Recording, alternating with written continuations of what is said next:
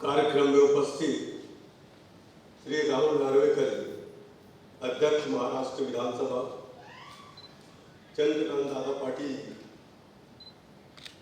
मंत्री उच्च तथा तकनीकी विभाग, विकास चंद्र रस्तोगी जी, प्रधान सचिव उच्च व तकनीकी शिक्षा, राजीव मिश्रा जी, निर्देशक राज्य कला निर्देशालय, आज के वासुदेव गायतोड़े कला जीवन गौरव पुरस्कार के लिए चयनित श्री अरुण काले जी, कला प्रदर्शन 2023-24 वरिष्ठ कलाकार विभाग के सत्कार मुक्ति श्री विवेकानंद दास जी, सभी पुरस्कार विजेता कलाकार, कला प्रेमी भाई और बहनों, महाराष्ट्र के राज्यपाल और एक कलाकार के रूप में 63वीं महाराष्ट्र राज्य कला प्रदर्शनी देखकर मुझे बहुत खुशी हो रही है। महाराष्ट्र के कलाकारों के लिए राज्य कला प्रदर्शनी आयोजित करने के लिए मैं कला निर्देशालय को बधाई देता हूँ। मुझे बताया गया है कि महाराष्ट्र एकमात्र ऐसा राज्य है जिसका अपना कला निर्देशालय वर्ष 1965 से कार्यरत है। यह जानकर बेहद खुशी हो रही है कि कला निर्देशालय पेशेवर कलाकारों के लिए और छात्रों के लिए अलग अलग प्रदर्शनी की मेजबानी कर रहा है। इस प्रदर्शनी में जिनके काम को चुना और प्रदर्शित किया गया है, ऐसे प्रत्येक कलाकार को मैं हार्दिक बधाई देता हूँ। मुझे विश्वास है कि इनमें से हमारे कई कलाकार अंतर्राष्ट्रीय स्तर पर भी अपना नाम रोशन करेंगे।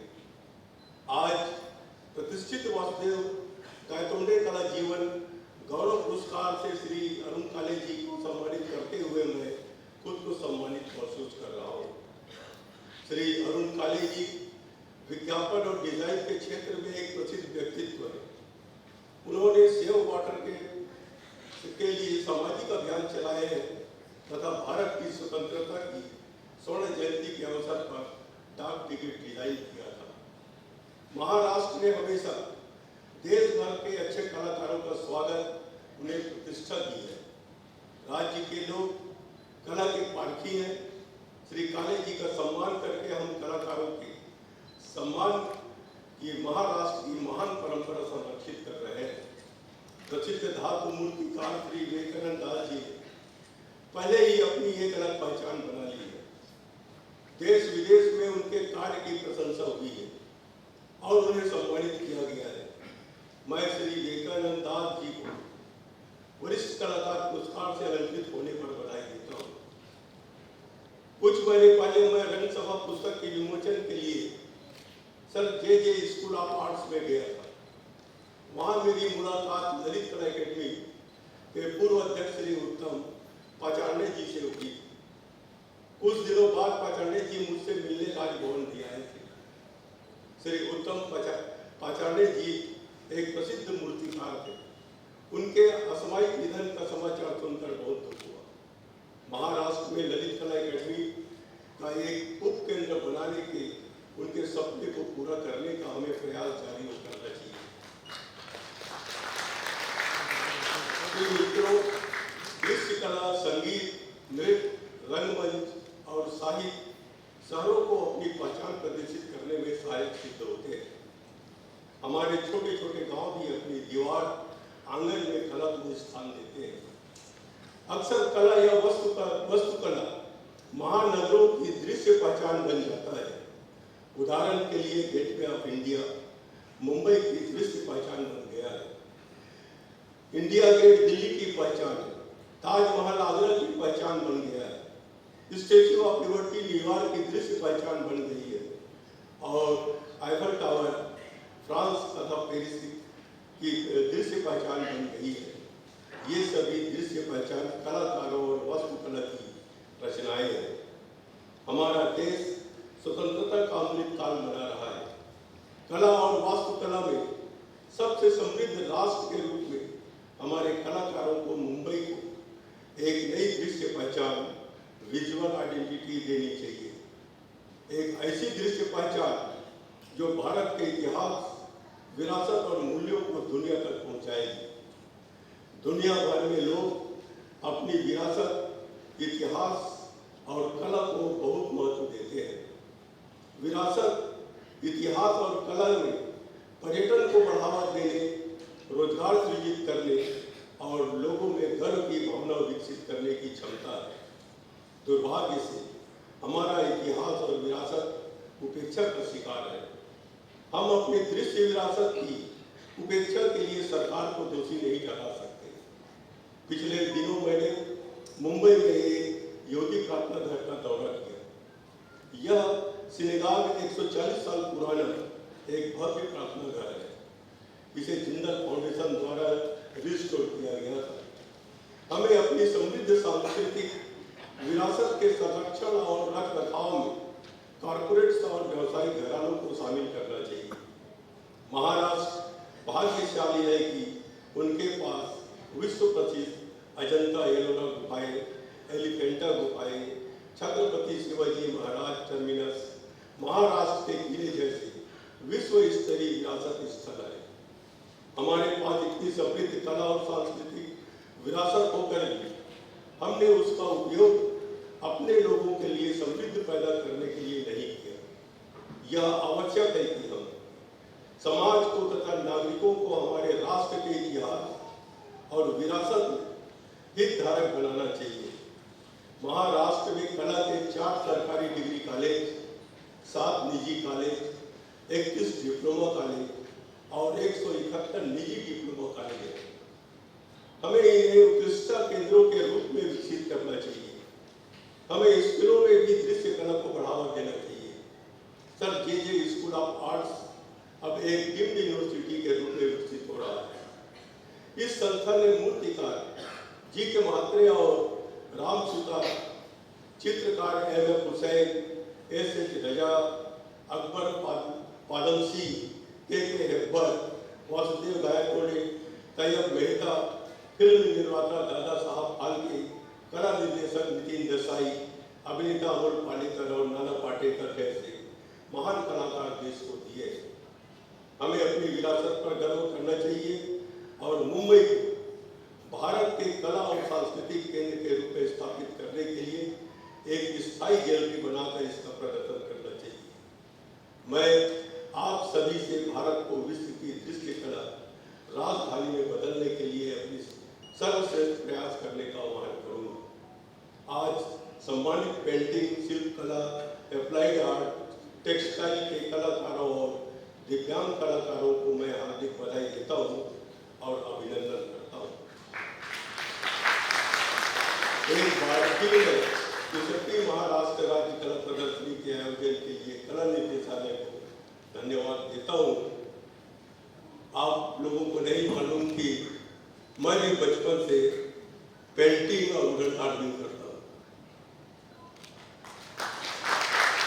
लेकिन मैंने अपनी कोई पहचान नहीं बनाई। जो लोग मुझे जानते हैं उन लोग देखते हैं और मैं समझता हूँ कलाकार उसे कहते हैं जो अपनी कला से लोगों को प्रभावित कर सके। कोई कलाकार, इतना बढ़िया फिल्म भी हम देखते हैं जब कलाकार अपना एक्टिंग करते हैं, अगर करुणा का कोई सीन हो गया हो और कलाकार अच्छे ढंग से अगर एक्टिंग करता है तो दर्शक भी रोने लग जाता है। हर कलाकार की अपनी एक पहचान होती है। मैं तो कहता हूं लोग, सामान्य लोग तो कलाकारों को पागल समझते हैं क्योंकि अपने धुन में रहते हैं। मैं जब कास्ट कला में जब मैं अपना मूर्ति बनाने के लिए बैठता था, रात को मैं 10 बजे 11 बजे के बाद में, क्योंकि मुझे राजनीति में था इसलिए समय नहीं मिलता था, रात को ही समय मिलता था। अब जब मैं रात को लकड़ी लेकर और हथौड़े लेकर बैठता था, ठक ठक की आवाज आती थी तो पत्नी जी हमेशा लगा देती थी कि खुद तो सोते थे, दूसरे को सोने नहीं देते। लेकिन रात को जो एकांत में जो काम करने में जो मन लगता है, कोई डिस्टर्ब नहीं होता।